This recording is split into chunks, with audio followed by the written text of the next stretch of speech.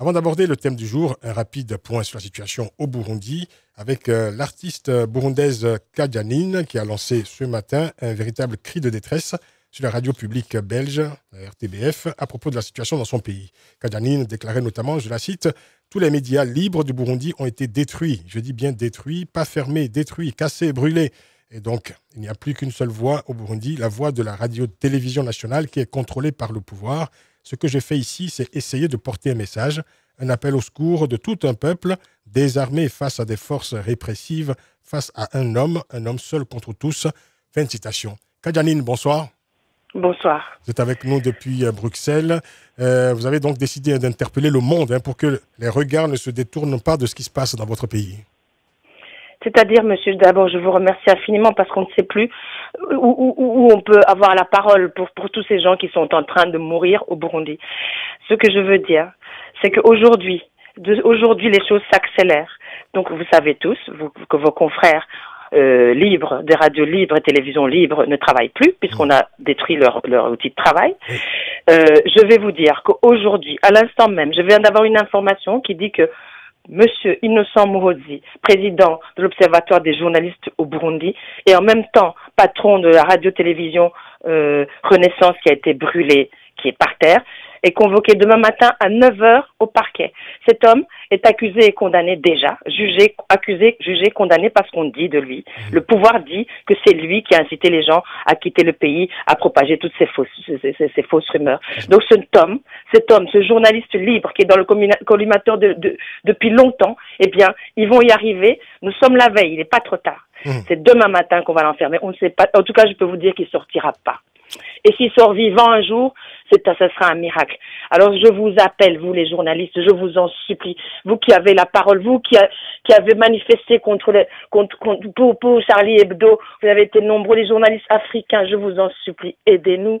Cet homme est en train de fermer le pays et de tuer son peuple. Et tout ce qu'on lui oppose comme sanction, enfin pas sanction, les gens qui disent condamnation ne suffira pas. La parole ne suffira pas face au massacre. La parole de la démocratie, elle a ses limites. Quand quelqu'un dépasse la démocratie, eh ben il faut la dépasser avec lui, parce que c'est la seule possibilité. Cet homme, contre tous, a décidé de briquer. Ah, il est le seul d'ailleurs à interpréter les accords d'Arusha pour son compte.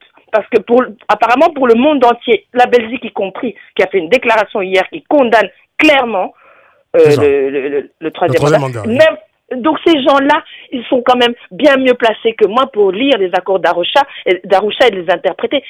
Cet homme-là est dangereux. Et si on nous promet une transition avec lui au pouvoir, eh bien c'est génial pour lui. Ça veut dire qu'on le laisse tranquille pour qu'il purge toute l'opposition et comme ça il pourra se présenter aux élections. Et maintenant permettez-moi, parce que j'ai pas beaucoup de temps, je sais que c'est pas le débat aujourd'hui. Je vous remercie. Je veux simplement m'adresser au président Nkurunziza. Monsieur le Nkurunziza, parce que j'ai plus envie de dire président. Monsieur Nkurunziza, vous êtes jeune. C'est ça le jeu de la démocratie.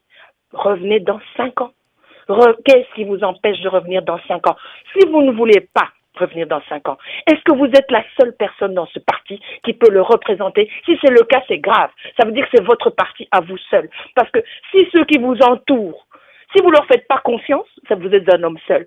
Si vous pensez qu'ils sont pas capables, vous êtes un homme seul. Alors laissez quelqu'un d'autre prendre votre place dans votre parti, si c'est ça qui vous importe. Mais retirez-vous. 2 mots, monsieur le président. Je renonce. Là, je dis président, c'est par habitude. Je renonce. Et ça sera terminé. Et le soufflet va retomber et la paix va revenir. Je vous assure que les enfants qui sont sur les barricades ne partiront pas. Ils sont déterminés. Et s'il vous plaît, Innocent Muhozi est en danger. C'est votre confrère. Je vous le dis la veille. S'il est mort demain, vous l'aurez su la veille. Et c'est pas pour vous mettre la pression. Nous le savons mais on a besoin de vous. Nous avons besoin de vous. Merci beaucoup. Merci beaucoup, Kadjanine. Merci beaucoup. Vous êtes à Bruxelles, je le rappelle. Vous serez peut-être à Paris la semaine prochaine. On aura l'occasion de vous inviter en studio pour reparler à nouveau de cette actualité douloureuse du Burundi. Merci Kadjanine, bon courage, à bientôt. Merci infiniment. Merci à vous. On se souvient évidemment de Sambolero, c'est la chanson qui a marqué toute une génération de Kadjanine, évidemment. Mais là, évidemment, aujourd'hui, la chanson est un peu triste.